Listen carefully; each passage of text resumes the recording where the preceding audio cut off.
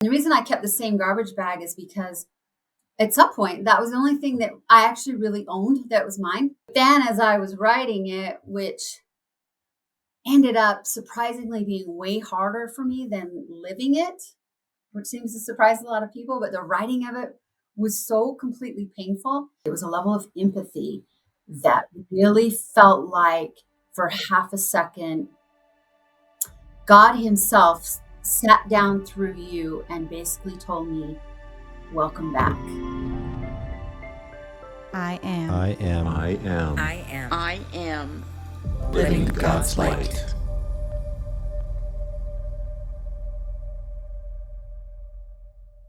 So you've had a fascinating life, wrote a book.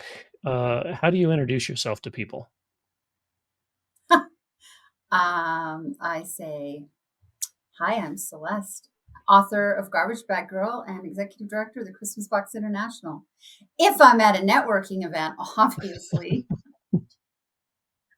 If I'm home, the rules are we don't talk much about those things so that my family and friends can have time outside of Celeste in public. If you really want to know, I'll talk about it, but I try to veer the conversation back to the person. Mm-hmm. Why is that? Because I feel like it naturally comes all the time and immediately, like what I've noticed, Richard Evans, my co-author, said, when you release your book, it gives you a lot of credibility and you'll notice that things change. And I'm like, how much could it possibly change? It doesn't even really matter if your book's doing, I think, super well or not, in terms of if somebody hears you've written one, all of a sudden it's like, whoosh, the focus is just like, oh, you wrote a book, tell me about your book, which is awesome because when it's purposeful and you have a mission to talk about, it leads into that. But for me, my family and friends my tribe is so super strong, which is just beautiful. But there's always something. I have something almost every day. I have either a podcast or I'm in a magazine now, or because Christmas Box and my book connects, they're so integrated. Yeah. And so it's every day. And so I just want, when my kids come over, when my grandson's there and he wants to play, he's into a game called Bomberman, whole other story. But when he's like, Grandma, let's bomb some guys, I just want to sit down and, you know what I mean? Play Bomberman with him, or when he's helping make cookies, or my son wants to talk, or I just don't want there to be this always about me thing going on. So I'm a little sensitive to it, maybe hypersensitive to it, but I don't know. I just want to separate a little bit of separation sometimes because it's all day, every day. I have a standard of working, I call it, from 7 to 7, meaning that's when I have designated, I'll check email, work stuff, speaking request, 7 a.m. to 7 p.m. And so I feel like I'm pretty available. That's a good chunk of my day, 7 days a week. Really is. I maybe take out moments of like, during dinner or a family function I don't check, but for the most part, I'm pretty on. And so when it's time to be off, I'm really off the grid. It's good. It's good. So I've got two questions, big questions, because we've got folks who don't know anything about you and why we're even like, oh, Celeste, we need to introduce you to all of our community because you're amazing. So just in kind of an overview, and it's all in your book, which is just incredible. I got it. That's awesome. I've got mine right there. Yeah. So what would be essential for somebody just walking into the conversation to know about you? I know there's a lot, but. Well, I think one thing that's really uncomplicated about me in a complicated headspace up here is that everything I do in my life now is very purposeful. It's very driven off of it all integrates. And so I feel like if I'm talking about anything about Living God's Light or the Christmas Box International or my book Garbage Bag Girl, it all very much has to do with the purpose of saving children. Like if I had to be super broad and not narrow it down, it would be how many children are at risk every single day in the foster care system. 500,000, as a matter of fact, nationwide, which is a lot of kids. And so I always start from that big message that for me, it's about bringing awareness to the fact that there's a lot of assumptions that get made when people pay taxes or they contribute in the ways they do in society, that once a kiddo is removed from their home for anything that's at risk around abuse, neglect, trafficking, or homelessness, as a society, we're just taking care of that problem. And the reality is we're really not. We're just touching on the surface of removing them from hopefully an unsafe environment into a safer environment. And even then that gets complicated. And so for me, even writing Garbage Bag Girl is about talking about that and not forgetting that it's just not, unfortunately, a problem that's ever going to go away. It's never a challenge that we're going to figure out. It's going to be an ongoing, forever point of conversation. So I just like the conversations to keep going. I was personally raised in foster care, so obviously that's where my personal passion comes in. At the Christmas Box International that I'm executive director of, we take in those children. And so it's a lifestyle for me, is probably, which is why I feel like it's okay to be on all the time. People will ask me like, aren't you tired? Don't you ever take a break? And the reality is it's actually quite invigorating to do something you love so much. And I should make a caveat and say I intentionally took on all this after I raised my children, because I think about now being a career and single mom for most of my life and climbing the corporate ladder and raising 3 children. One, I don't even know how I really actually did it. But 2, I can't imagine doing all this work and going home and giving my kids the true time they really deserve from me.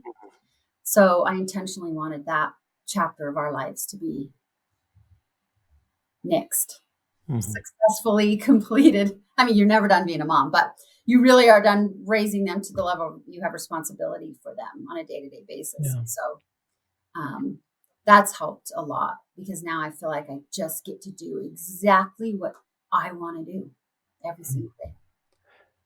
So I got some questions, because just realizing from the point of people who don't know anything about you. So you mentioned you're raised in foster care. How many foster homes were you in growing up? So I wasn't in a lot of foster homes. What's unique probably about my situation is I spent a lot of time in, it was more about the transitions for me every 6 months. So it was either a foster home or in a drug rehabilitation center with my parents, or staying with a friend or staying with a family member, then going back to a biological parent. It was more about the transition. I probably only stayed in 4 foster homes.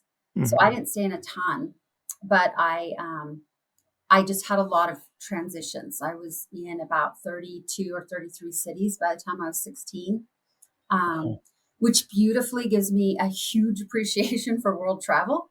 I really don't see that as a downside at all, other than as an adult, that started manifesting when I became, the challenges with that started really coming out when I became a mom. And some of my very toxic relationships that I entered into for a lot of years, those effects happened, I think, mostly then, when I could start to create awareness around, wow, those transitions created a lot of uncertainty for me.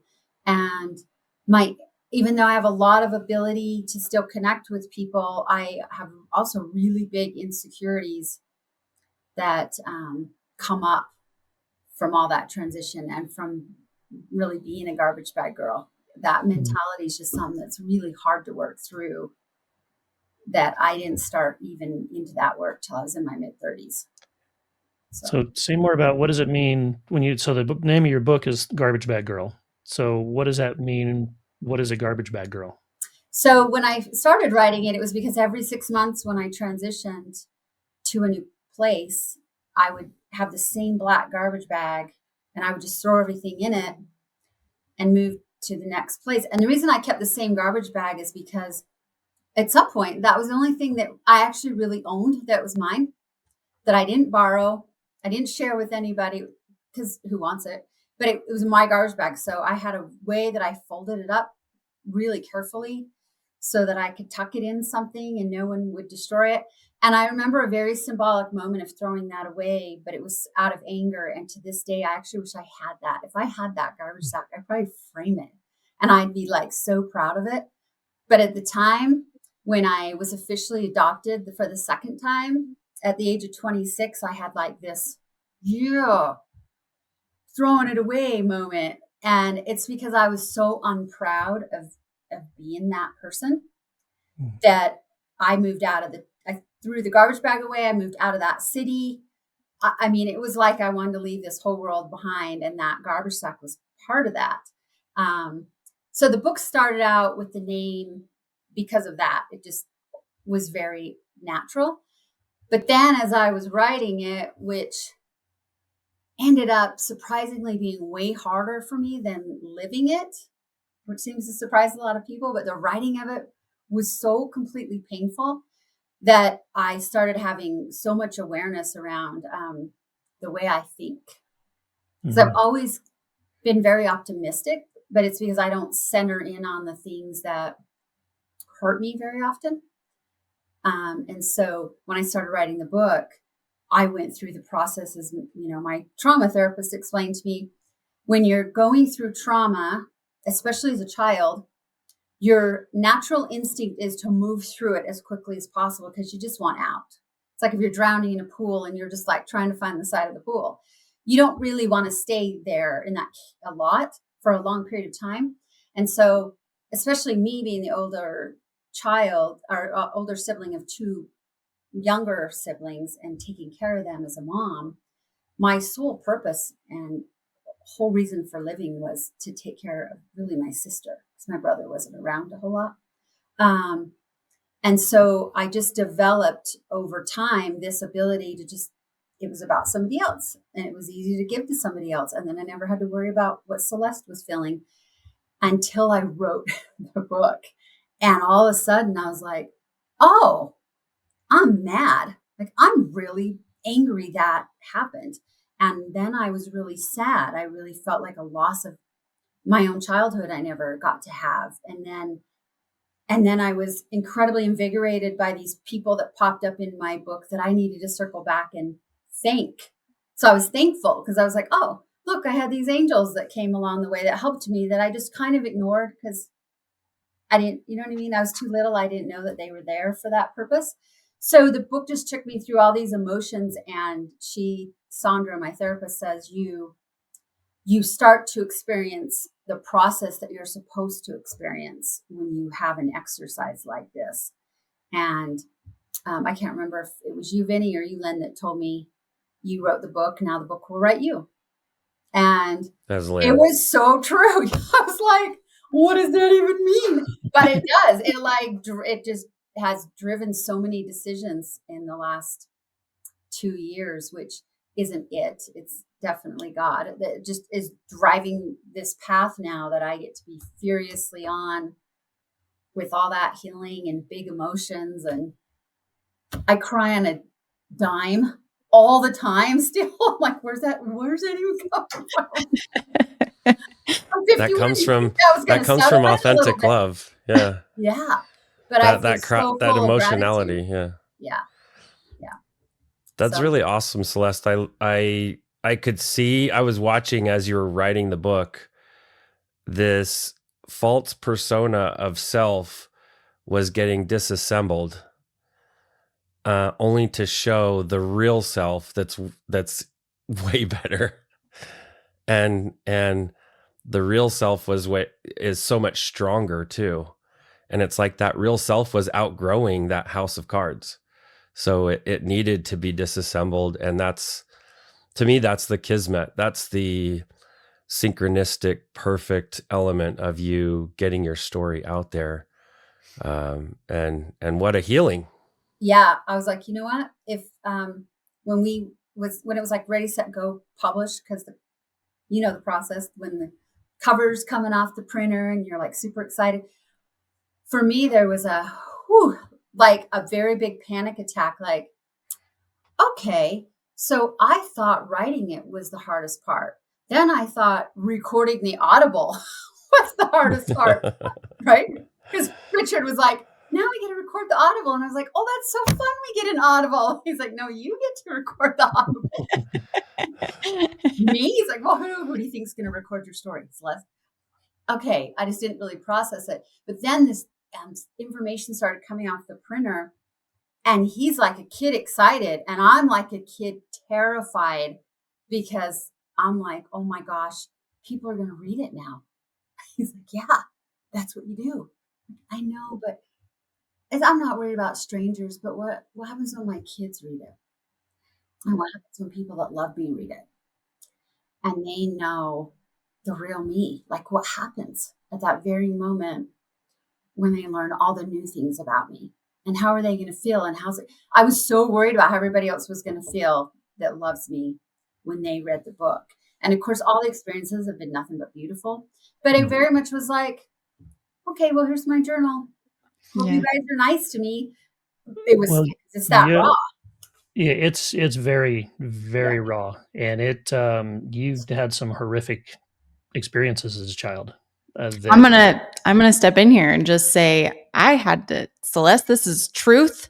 I have a 8-year-old daughter. I had to stop reading because it was my daughter in the book. And I hear that a lot. And I was sitting there and I was like, I can't imagine this happening to my child.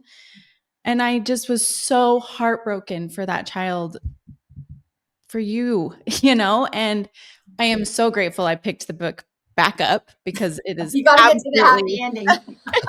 It's not the ending. It's not the ending, but I had to pause and I didn't read it for 3 months. And because I just had to sit with, I think, in respect of your little girl.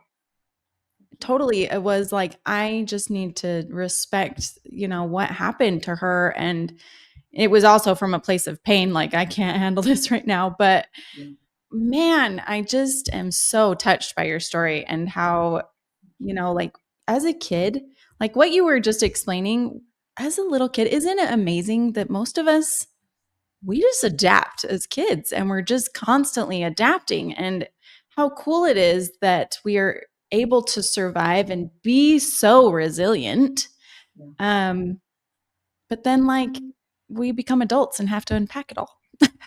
Well, life, I think, I had just posted on my story a few days ago that statistically 6-year-old children will laugh hundreds of times a day, where adults will laugh like an average of 12 times a day.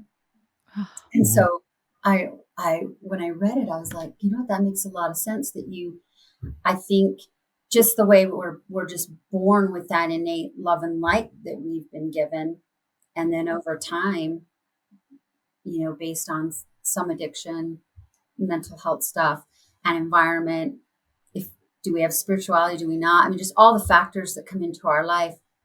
It's like we lose that. There's parts of that drip out, and then we have experiences that create fear, and the fear starts to override our genuine innate desire to just be good and happy and excited, and all the why we call it childlike. All the childlike behaviors that we have, we're fearful of somebody seeing it or watching or judging. And we just start to, I think we drip it out the older we get, and we start to lose it. And I think that's incredibly unfortunate, because as we get wiser, in my opinion, if we can't like relish those childhood moments, man, what a gap there. Now we have the logic to say that's mentally healthy, but we don't go do it. Yeah, so true. You know what I mean? It's like last week I was in Wyoming, and it's remarkably cold there, but it started snowing, and my girlfriend was with me, and we just looked at each other. We both knew, we're like, let's do it. We took our slippers off and we ran around in the front yard in the snow. It was so cold, but we laughed so hard. I mean, we laughed so hard. She was holding my hand and twirling me around. You think we were 12. Seriously. So awesome. And we're like, we don't care. When was the last time you ran your piggies barefoot through the snow? You just don't, or you walk outside and you like stick your tongue in it. Like anything that a child does, we just stop being playful that way. And the book for me has really helped me reclaim, instead of saying, yep, I just, it's unfortunate, I just lost a childhood. Now I am like, man, what would I have done at every one of those ages that I totally, besides throw a temper tantrum, that's probably not acceptable, but literally what were the things, that I got robbed of? And a lot of people have the bucket list before they die, of the things, that they don't want to make sure they die not doing. And for me, it's the childhood list of the things I didn't do as a kiddo. Wow. It's just that. What are the things I didn't? So the first time I went to Disneyland had to be with my son. It had to be through his eyes in the most childlike way. And I said, whatever he wants to my family, whatever Eric wants to see, I will see. There's no me dictating, because the only way I can see Disneyland through the eyes of a child is to literally take my 2.5-year-old son and follow him through the park. If he's screaming his head off running to Winnie the Pooh, I'm screaming my head off running to Winnie the Pooh. Like it's part of the surrender process that I was told and then reconfirmed from Vinney that I had to have in order to have a full level of enlightenment on that freedom. And until I really embraced it and did that, I had no idea life was actually so fun. Like I had no idea. People laughed so much or enjoyed themselves so much. I just didn't know. Man, isn't there a powerful lesson in that for all of us? Tell me more about that surrender process. Yeah. Oh, that was so painfully hard, but I'm so glad I did it. And I think it's because, so I was on my way. So this is the year I met Vinney. So this would have been four retreats ago, probably 4 years ago. And I had just read I was just getting ready to I knew I had to leave a toxic relationship. I'd started seeing my trauma therapist. I'd started writing my book, but I kept having these blocks and these stops. And Richard was like, how's the book coming? Yeah, well, it's coming. I mean, I got to a certain point and I just felt like I couldn't write. And I just couldn't figure out what the hump was. And so I decided to go to this writing retreat. I'm like, well, I might as well put myself in it. And I I listen to an Audible on the way called The Universe Has Your Back by with Gabriella is one of my favorite authors. And she takes you through her life about having a nervous breakdown and surrendering and her processes. And that was the first time I'd heard the word surrender. And I was like, that's an interesting concept. Like that feels so unplanful. Like someone like me that really loves the checklist, like how do you surrender to a checklist? That doesn't work.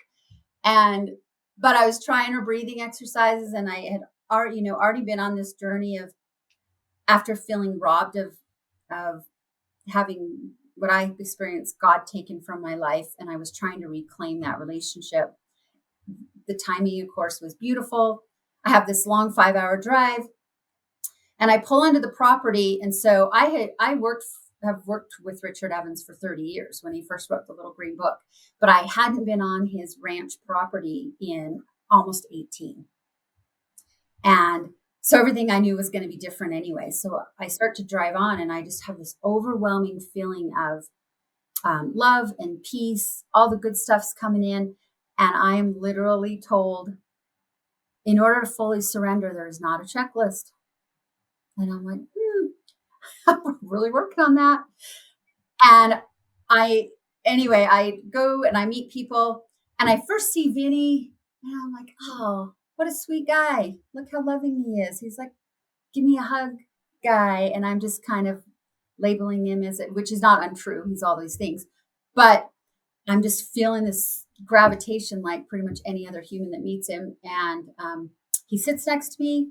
He has this, let's talk about him like he's not here. He has this conversation, but he's like looking at me in my eyes, like I'm sitting next to God's angel himself. And I'm like, wow, I feel like he can see me, weirdly see me all the way through me. Just kept having these. And my Lynn was there, which just always makes me feel better. So I was safe. He's my safety person. And that was that year. And that's not when we had our session. It wasn't until the next year. And I'd fully left my husband at the time. I'd moved out. I came back to the writing retreat and I was ready. I think I just wasn't ready for the message I was going to get the first time. But the second time, like, yeah, I'll give it a shot. And I asked Lynn, of course, to be in the room because I'm nervous. And we have this amazing, beautiful experience where I'm told all these great, true things that are going to happen in my life, and also some hard things to hear. And by then I was pretty close to surrendering, but I think there's this concept that you tell yourself you want to, it's like the ready, set, go. I'm going to surrender. Because when I have friends that say I'm surrendering, I'm like, let's talk about it. Let's talk about it, what it really means to surrender. And I think of it as the Jim Carrey movie. Is it Yes Man? Where he's like, I'm going to say yes to everything in my 24-hour period. It's very much like that. The moment I really, really surrendered, I decided to say yes to every prompting. That meant I don't ask questions. You don't, matter of fact, be at peace with not having to know. And that's what I did after my Vinney just confirmed that's what surrender is in his own words. And I knew without a doubt. He told me everything awesome that was going to happen in terms of growth and a little bit around preparing for that growth, and confirmed I was really sad about having to leave my almost 16-year relationship. He confirmed that. He talked to me about my guides and how to use them without having to find them and label them, just how to organically start using them. And I just felt this heavy weight of responsibility for the first time, completely like swish out of that cabin. It was like somebody took this great big weight, a backpack full of rocks, and just swished it out the front door. And I very much think when you turn your life over to the things that are so much bigger than yourself, now every decision that comes into my life, it is like obvious, turn away from it. Obvious, turn away. Like I'm literally turning my back onto something I know is true. Every time it's not, it feels like a physical force of turning away. And I know it's not right. It's so strong on what is right and what is wrong in my life, not in everybody, but in mine. It's that clear. So that's what surrendering is to me. It's stop asking so many questions. Mm-hmm. What you need to know will come when it's your time to know. And you have to be very calm with that. For someone like me, that is very hard when I've spent my whole life planning how to help someone else succeed and not myself. That's so hard to surrender to that. Mm-hmm. That second session that we did, or that second retreat where we had a session, and Patrice is there too. And I remember at the very end, we witnessed like a shift, a huge weight leave you. And then kind of snarky, one of your guides said, isn't it funny how you thought you were carrying all that? And it reminds me when we're kids and we're trying to help our parent, or we're trying to help a grown up carry something, and we're like, struggling, and we think we're carrying this heavy thing, only to have it lifted away from us and realize the whole time there was this higher force, this loving higher force that was carrying it and would be willing to carry more. That was really amazing for me from my perspective. And I know that even Patrice she was changed, even being in the room with all that. Oh, she still talks about it to this day. And there was a moment where you, because when you do your writing, your thoughts or drawing and all the things, you take that space for yourself. You looked up and you started crying. And you said, I just had a glimpse into your childhood. And it's a small glimpse. And I just want to tell you how sorry I am. And the level of, it wasn't a feel sorry for somebody, it was a level of empathy that really felt like for half a second, God himself sat down through you and basically told me, welcome back. It was the most unbelievably enlightening experience I've ever had in my whole life, next to birthing my children. But really, it was like, there he was saying, you made the right choice. I've always been here. You've always been welcome. Those were just human beings that got us wound up. Like, oh my gosh, I'll never forget it. I'll never forget the chair you were sitting in. I'll never forget Lynn sitting to my right, Patrice laying on the bed. Like, that whole moment was just, and you were just crying hard. Well, it's because I can, in a second, they can download into me 10 years of trauma to let me help dissect it and release it, let it go. And I had to shut it off. Like, it was too much. I was like into the 7th year, and I was like, no. I was like, that's enough. No, I understand. But what was really cool about that session is Patrice needed that really bad. She needed that. And it was like a session for her. And in a way that she'd be willing to be okay with it. Cause she's so no ego, take care of everyone else. Yep. And in a way, so much of that was also for her too. And I was watching two amazing women heal that night. That was so awesome. Wow. It was very beautiful. It was very beautiful. And I would look at Lynn, who's like, I'm not saying anything. I'm just here to, in his very Lynn peaceful way. I'm just here for comfort. Lynn's there to keep our feet on the ground so we don't float off. I'm not here to say anything, Celeste. Don't ask my opinion. I would never. Nope, not at that moment. What an amazing story, though, Yeah, it's pretty fantastic. And then we all know there's no coincidences. So yeah, I remember Lynn showing me the very first draft I read of Living God's Light. Light After Death. Light After Death. And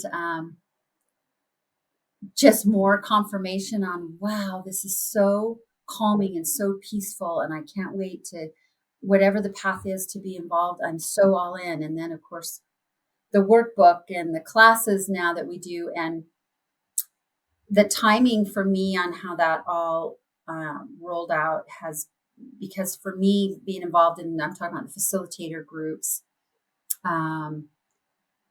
is keeping me in, it's almost like school for me.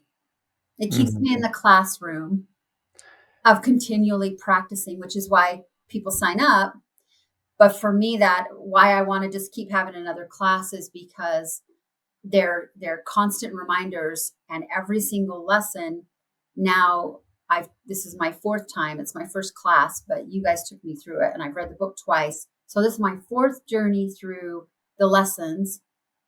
And I always pick up on something new in every lesson. And there's always a strong reminder of something I still haven't got my head around on what I need to do. So it's like being in the classroom all the time.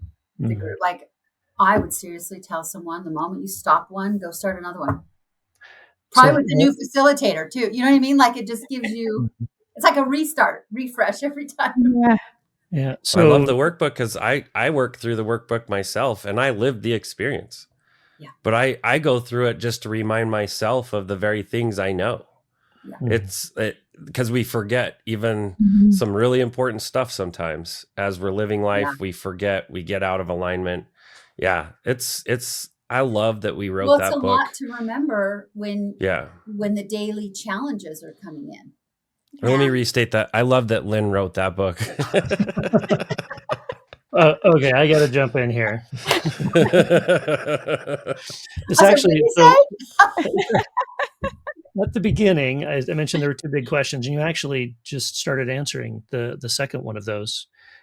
So what we're talking about, when we wrote The Light After Death, there's the 10 principles in there that Vinney was taught. And then he got sent back. And the 10 principles, it was kind of funny when you were speaking at IAN's last week. I had forgotten that I was the one that pointed out that there were 10 principles, because when I got your transcript, it was almost like a textbook the way that it was. I was like, this has got to be a story. So I kind of put myself into that experience and kind of went through it and found, there was these 10 discrete principles. And then as people were reading the book, they said, hey, these principles are great, and they're simple, but they're kind of hard to implement. Can you create something to help us implement these principles? And so that's when we started creating the workbook, which I've been going through a lot again, because we are so close to getting the digital version out. And I'm going to go ahead and announce here, we've almost got the Spanish translation of The Light After Death ready. Yay! Which is amazing. Think how many more people. Oh yeah, because we've had people, and now on YouTube, apparently some of the videos, hopefully it'll roll out more. It'll auto dub to 6 different languages. Yep, we're getting there. Yeah. That's amazing. Anyway, so we were talking about, we had tried a couple ways of how we're going to get this workbook written, and it wasn't really coming together. And so, okay, Vinney, here's what we're going to do. We're going to invite some people to just sit, and you'll walk them through each of the principles, and I'm just going to record what happens, and then we'll turn that into a book. So that's pretty much what it was. And Celeste was with us on that one. And then we invited the same people back for the next draft, and Celeste was with us on that one. And then, like, everybody who had been through that and saw what it was like to be in a facilitated group. So, okay, you all know how this works now. Who wants to be a facilitator? And have that group, we had 4 people, and Celeste was one of those who said, yep, I'll count me in.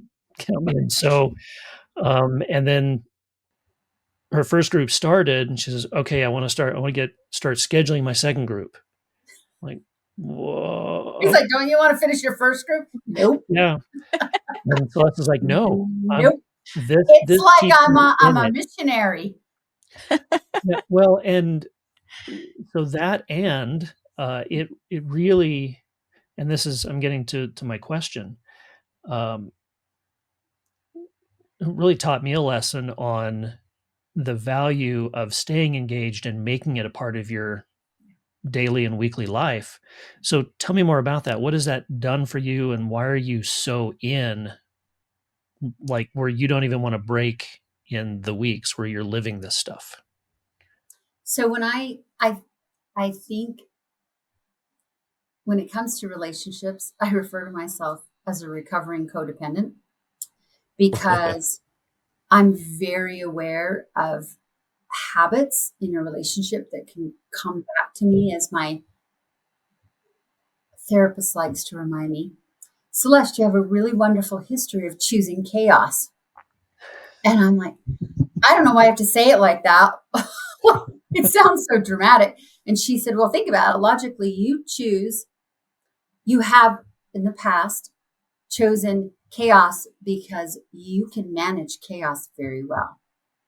When you have any level of calm starting to enter your life, you don't know how to manage it. You don't know what to do with it. You don't know how to put it into your life. You don't know how to put it into other people's lives.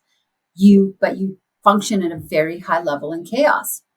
And it's not a bad thing, because when it comes to stress, you can create a plan around that very quickly. But on a day-to-day basis, that is not how we're supposed to live. That is, like, it's not healthy. It's creating health issues for you. It's created relationship issues, challenges for you.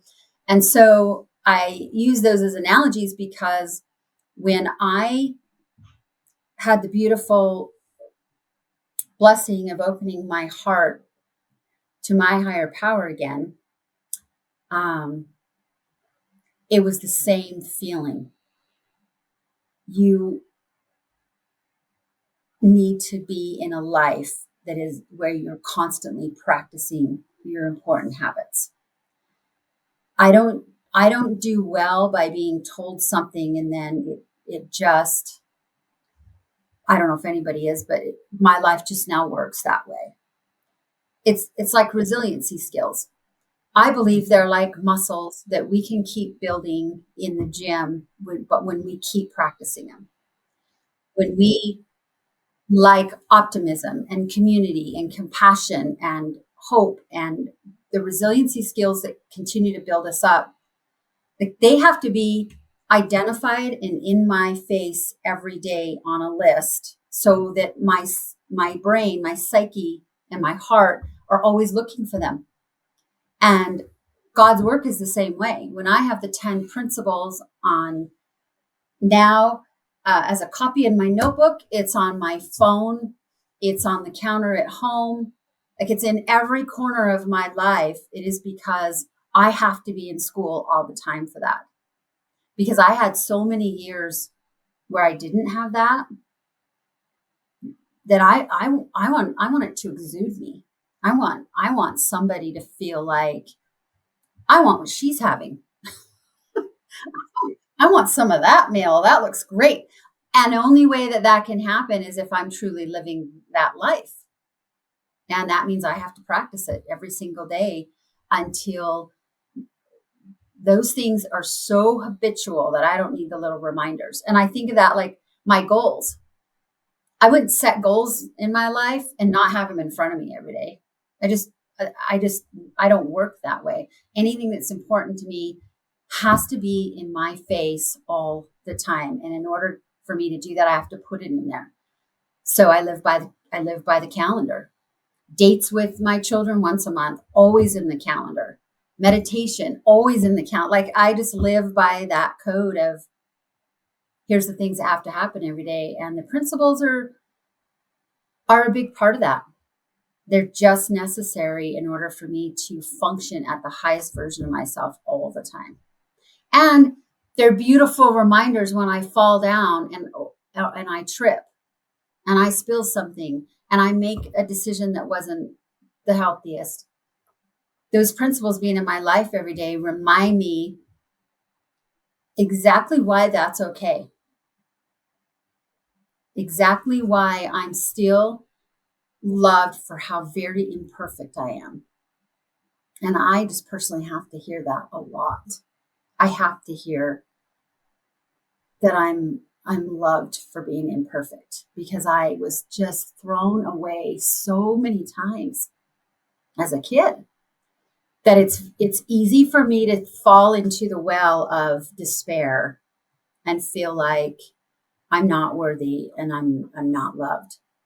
But the principles remind me all the time that I am. That is not true. No matter what happens in my life, that is the furthest from the truth. So they have to be in my face all the time. And you know what's so beautiful about the group is because this last time, so I'm halfway through my first group and I was on the call and I'm like, yay, it's our 6-week anniversary. We're like halfway through. And they're all laughing because they've now picked up on the fact that I'm a child. And I was so filled with emotion with this group. My heart was so full and so grateful. And at the very end, I was just told, you thank them for showing up. Because what I realize is we know that the principles are designed on building themselves, right? Every week, in case somebody hasn't done this, what we learned the first week, we add to the second week. We add those things to the third week. And right? Because it's progression. It's a journey. And I had this very strong inspiration to say, halfway can be an overwhelming feeling, probably for many people on the call. It just was a thought I had so fast. And I paused the group. I said, I just want to tell you guys how proud I am of you for just showing up. Because I think when you get to the middle of this work, you might be saying to yourself, wow, this is a lot I'm now being asked to do. Like this is a big buildup. And now how am I going to remember all the things? And when we're going to go to week 7. And I just felt this really strong pull of, there was a little bit of overwhelmness. And I said, can I just say how super proud I am of you guys and how much I love you, and to remind you that I am on the journey with you. And week 6 is kind of an awesome turning point. And let's just remind all of us that it's not about being 100%. The beauty of this work is the practice on the journey of the miracles we are. And how awesome is it that last week we didn't do one of the things, but how cool, we're still totally loved, and we're just going to pick up on a new thing this week. And there was such a sense of relief. A couple of people started crying, then I started crying, of course. And they were like, thank you. We just had to hear that. And I said, oh, it wasn't me. But you're welcome. Let's not be confused who's sending the message right now. That's awesome. I'm just a conduit, because I was feeling a lot of angst, and someone was hearing a lot of angst in your hearts. And so that's the message I have for you. And that's the beauty of the work. So why would I not want to just keep going? Yeah. You know what I mean? Well, good on you for being aware and being a conduit. Yeah. It's so and good. following that nudge to say that, because it was a little step into the uncomfortableness to say it, but it was exactly what was needed. Yeah. I'm like, are you sure? Yes. Okay. You're fine. I know the rule. Don't ask questions. I know the rule. Okay. when you've been doing this as long as I have now, there's times where you follow that nudge, you do it, and the other person's like shaking their head like, that wasn't for me. That wasn't for, and they're the only one in front of you. Right. They're like, oh, that. And you're like, no, it is for you. I know it's for you. Nope, that wasn't for me. And then 3 days later, I get a call. It was totally for me. And they tell me why, Really? So it's just there. Sometimes even the receiving of it, it takes a day or two for it to settle in, and their pride let them accept it, or just their path, I love that if we're giving 5% or 100%, God's proud of us. Yeah. It's so reassuring when we're the single best critics of ourselves. And one of the lessons we taught when we were talking about authenticity, I said, somebody just recently told me something that's really helpful for me, and I hope it's helpful for you guys. And that is, as soon as we judge ourselves, especially against someone else, we are always judging what we view as the worst version of us against what we view as the best version of someone else. Like that gap, you know what I mean? Worst me, the best you. One, you don't even know where they're at. You're like making a story up. But nobody can climb that 2,500 foot mountain that fast. Like, it's the most unfair space to create for yourself. And I just heard it in a speech. Someone said it, and I'm like, oh man, I'm still in that. That is so good. Yeah. It's so true too. It's social media. Social media. Yeah. I see these people. Yeah, that's what we talked about on the call. I'm like, and by the way, I'm not an anti-social media because I have to do it for my businesses. But just do me one favor when you go on it. Don't like and share every single thing, because all you're doing is perpetuating a system of algorithms that you're feeding to yourself. Unless you just want it to, unless you're liking and sharing all the quotes about God, okay, we'll make an exception to the rule. But honestly, outside of that, don't feed yourself constant nonsense. If you allow yourself the freedom to truly see what really comes through on social media, and you don't allow that system to feed you information that you're, by the way, choosing, stop doing that. Like, you can save yourself so much heartache. Mine's so screwed up and confused because it just tries to send me things from all directions because it doesn't even know what I like. And that's the purpose. I don't want it helping me dive down a hole of unopen-mindedness. Like, I don't Yeah. want that. So I don't ask it to do that. And I just don't think there's enough awareness on one, we're giving these amazing big tools without the instruction on how to use them. And that's where the principles are helpful. Yeah. We're given this big, beautiful world, and now we like have instructions on how to use it, which is awesome. That's like the ingredient list on the label. It's so Who doesn't want that? I'm an ingredients freak show on the label. Like, I want everything in there. But yet we would shy away from how to have, here are literal steps on how to have a stronger, more spiritual, closer relationship with our higher power. Yeah. It's a no-brainer. Yeah. So Celeste, I just want to point out, like, your self-awareness is amazing. It truly is. Like, to be able to recognize in yourself, like, I need this and this and this to function at my highest. You know, that awareness, gosh, it's inspiring, because we all don't you feel like you have to dive into your hurts to understand yourself better?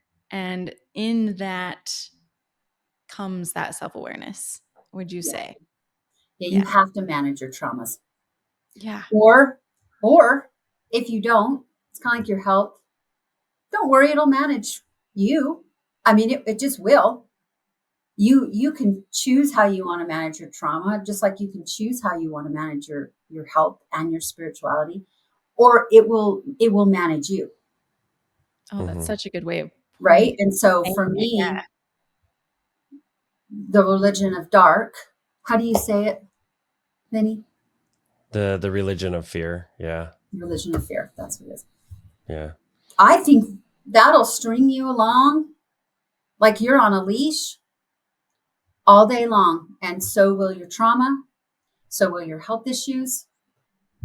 Like as soon as you're not managing all those things, they manage you. And so I've just kind of made this really big decision that anything I want managed in my life, I have to be my very biggest advocate, which is part of the recovering codependent. I am not relying on anybody else besides me and my higher power to move me through the processes of how to be the best version of myself. And the thing is, it's awesome that I don't really even know what the best version of myself is. I don't even know how high that cat can go, but I don't have to know. I just have to keep growing.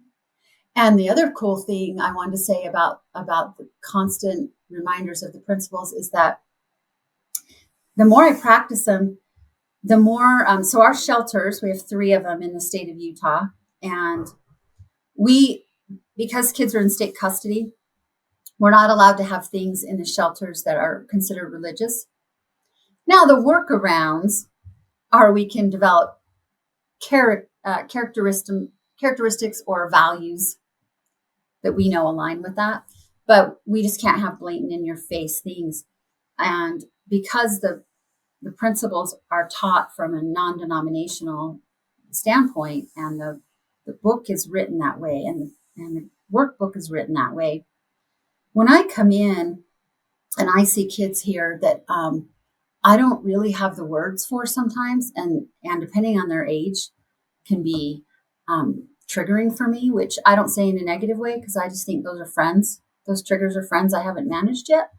But when I have those moments that are like, whew, I'm listening to my office is across from one of our break rooms that has to sometimes be used as a visiting room when the other one's occupied. And it never fails.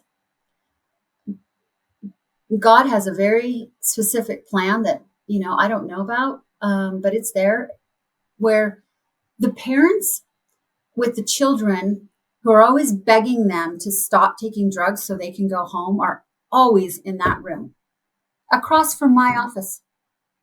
No one else ever talks about hearing any of it. But the moment a parent is here to visit a child and the child is old enough to speak for themselves, which is usually between when they feel like they can defend themselves, between the ages of about 6 and 10. So my critical time in child welfare, That's no coincidence. It's right there. And I am like, whoo, taking deep breaths, practicing the skills that I've been taught to release energy. Because kids are bawling, and from their point of view, it's just, Mom, please stop using those so I can come home. It is all I can do to not completely lose my mind at that very second. And it's happening more and more frequently. And it's because there's something I'm supposed to learn. And I'm supposed to hear for myself. And it may be just that part of taking your voice back when you've lost it so long is to have, maybe I'm just hearing reminders that those kids are doing that. And my little girl keeps trying to do that. So I don't know where the connections are, but they're there. And it happens a lot. And I now reflect on whatever lesson we're working on during the week. And just the knowing and just the walking into that space when I feel called to, which is very unusual for anyone else to do it. But if it's time for me to feel called to go in and just see if somebody wants a drink of water or a break, there's always a lesson that comes with me. It's like it just follows me and walks into the room with me. And I always, just based on presence alone, know what I'm supposed to do. And it is like just becoming a turnkey. Take a deep breath. What am I supposed to know? What am I supposed to hear? What am I supposed to say? Maybe I'm not supposed to say anything at all. Choose brave. You don't have to be brave to choose brave. It's one of my favorite new sayings. You don't have to be brave to choose brave. Yeah. You can just choose it. Yeah. I love that. So that's usually what I tell the kids. You just have to choose to be brave today, because you don't even have to feel it. Just choose it. Just say, I'm just going to choose brave. And they kind of make this big choose brave. Celeste, as you exist in that space, you give them a subconscious knowing that they don't have to be a victim of that environment, because you resonate that. And if you take anything that resonates and you put it around other things, those things change just by being near them.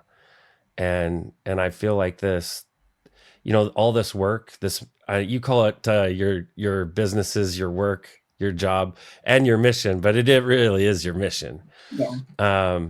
It gives understanding why you were sharpened and you were shaped in the way you were, because you were meant to do this for so many kids. And how many kids even have the ability to go ask their parent that because they know they're in a safe space now. Yeah. Whereas they could never ask their parent that at home, because it might mean they get kicked out on the street. Yeah, that's right. So I love that everything that you're doing is following this master plan, organized chaos. I call it herding hurts. We herd our hurts, and we gather them up and we tame them into our pets, and then we become master over them. Something I love. One of my favorite principles is the power of creation. And just sitting here listening to your story and the way that you've managed all these things, what's coming to my mind is how you have very intentionally created how your experiences in the past shape your present course. And you decided, this is the life that I want, and this is what I'm going to build. And you're using the things in the past as building blocks instead of stumbling stones. Yeah. And that intentional creation of your life and the playing in the snow and everything else, all of that is you are creating the experience that you want. And it's a beautiful thing to watch. Thank you for sharing all that. It's very, very inspiring. Yeah. Thank you. People that have known me for a long time have started asking me. Matter of fact, it's actually this last one I get, because I'm just getting asked so much, like, what has changed with you? You're just so much lighter than you used to be. And I'm like, I didn't realize I was so heavy before, but thank you for noticing. It's God's back in my life. And I was really nervous to say that in the beginning. Mm. I was really afraid that I would Why? turn people away. Isn't that interesting? I was nervous. So I skirted around it for a long time. And I would create names. It was just a light. And then the light was like higher power. And then it was spirit. And it was like, I was trying to find a way to not offend anybody. Mm. And in the be authentic principle, I was like, okay, being authentic doesn't mean you're in somebody's face, Celeste, and that's how you're acting. That's what fear is doing for you, is you're making an assumption that by saying a word you choose, you are going to offend somebody. One, you don't even know if that's true.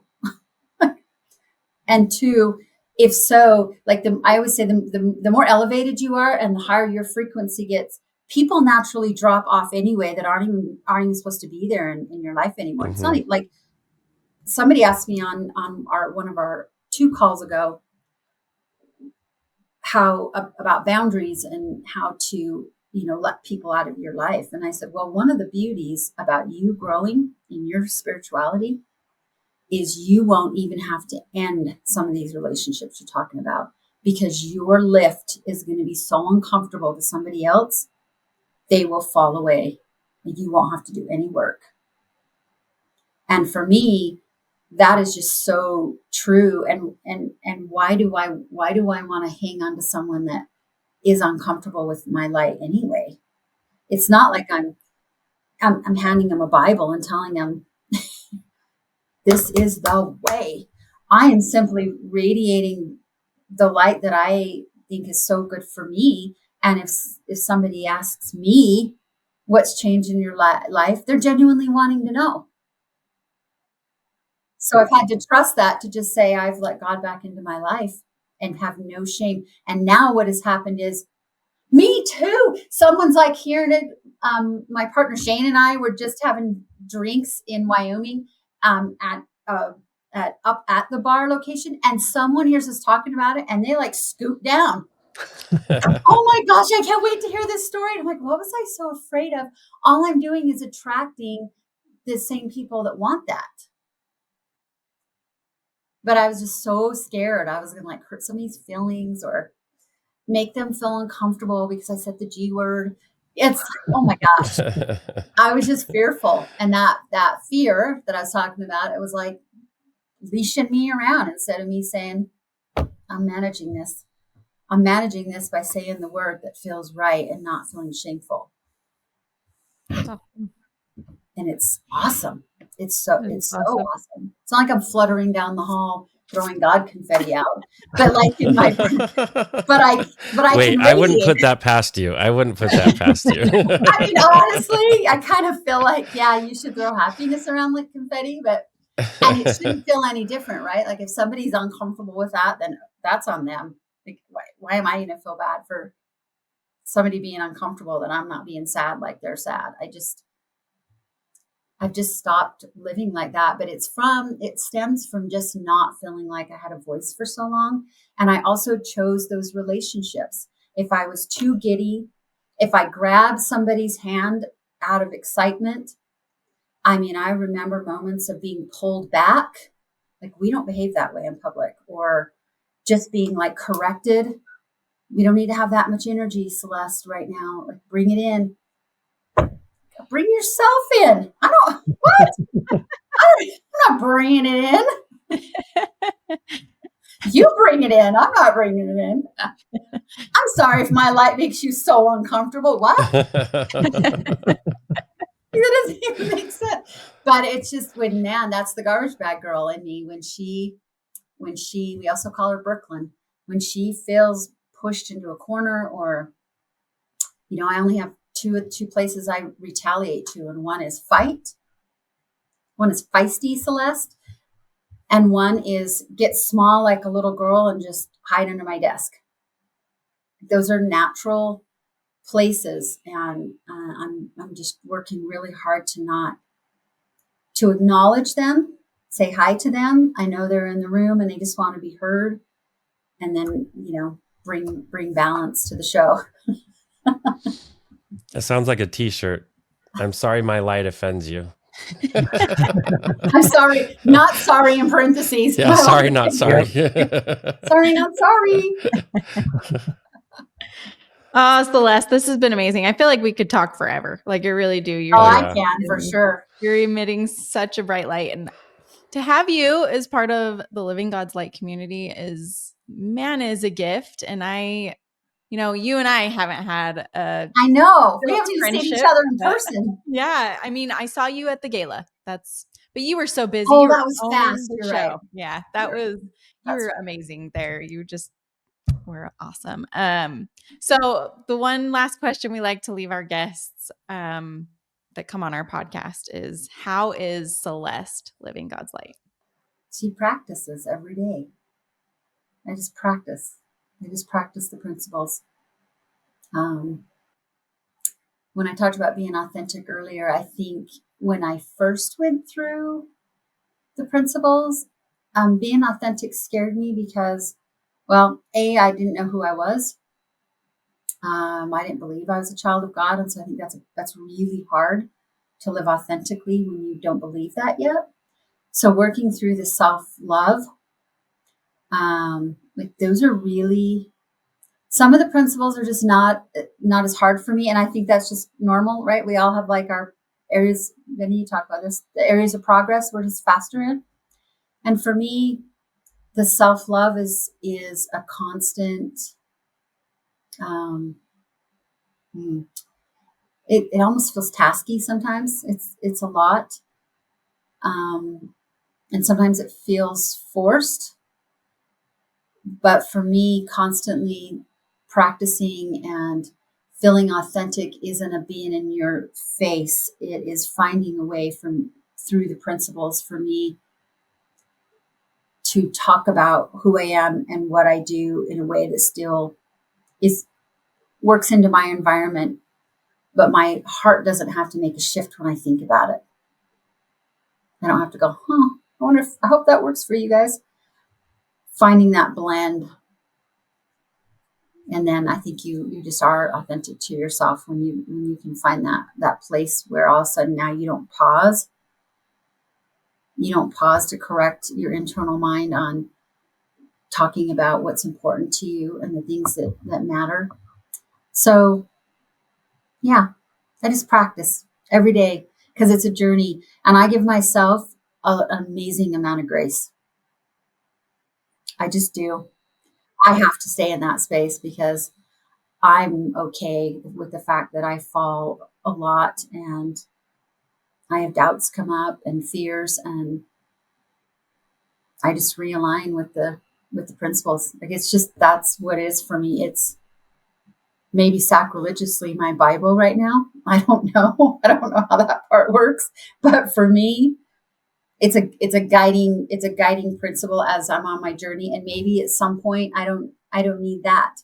Maybe I'll go on to something else that I'm told is a tool for me. I don't know. But I don't have to know. I'm a little Taoist that way.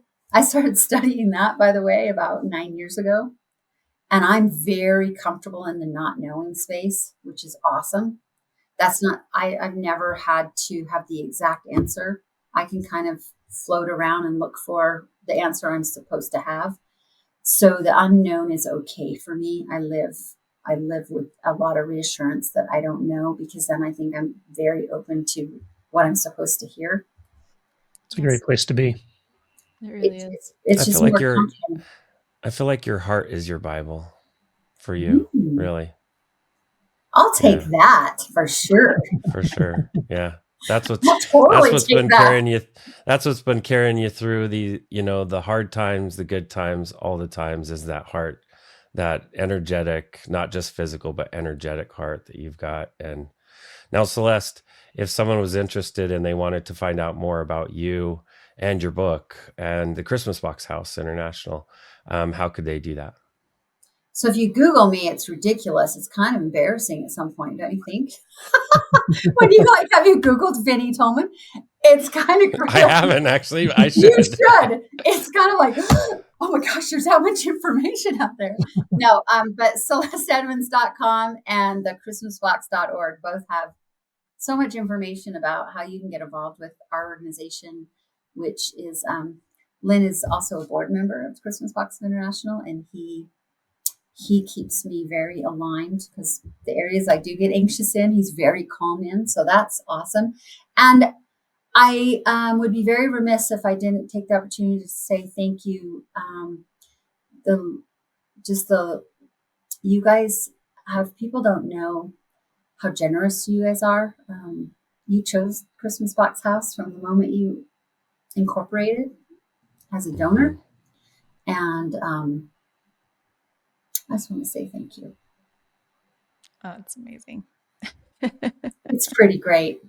It is pretty great to be a recipient of something that's so amazing and so big and so beautiful. So thank you. Yeah. So that is for people who don't know, when we created Living God's Light, the nonprofit, part of everything that we bring in, we pass on to other organizations that are aligned with bringing God's light into the world. And Christmas Box is one of those that we definitely give a lot of support to. Helping kids is huge for us. Huge, because it really is. You know, that if I didn't have the trauma that I had growing up, I wouldn't have had my experience. I know I wouldn't have. Yeah. When people ask, what would you change? Nothing.